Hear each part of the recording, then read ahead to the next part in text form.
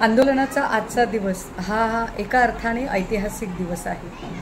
पण अशा ऐतिहासिक दिवशी जर एवढं मोठं काम भाजपाने केलेलं आहे, तर मुख्यमंत्री फडणवीस आणि दोनही उपमुख्यमंत्री या आंदोलनापासून पळ का काढत आहे आणि ते आज आंदोलनस्थळी का नव्हते असा प्रश्न प्रत्येकाच्या मनात आहे। पण त्याही पेक्षा एक मोठं कोडं पडलंय ते असं की भाजपाचे सगळे नेते एकजात ट्विट करत सुटलेले आहेत की भल्या भल्या मातब्बर मराठा नेत्यांना जे जमलं नाही ते देवेंद्र फडणवीसांनी करून दाखवलं।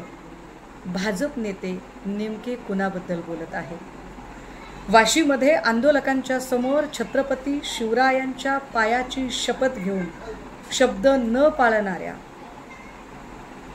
ऐन वेळेला निघून जाणाऱ्या एकनाथ शिंदेंबद्दल ते बोलत आहेत की अजित पवारांकडे काही का असेना, पण या निमित्ताने भाजप नेते पवार आणि शिंदे दोघांनाही मोडीत काढत आहेत आणि हिरोईक क्वालिटीचे नेते फक्त देवेंद्र फडणवीस आहेत हे सांगण्यामध्ये ते यशस्वी ठरत आहेत।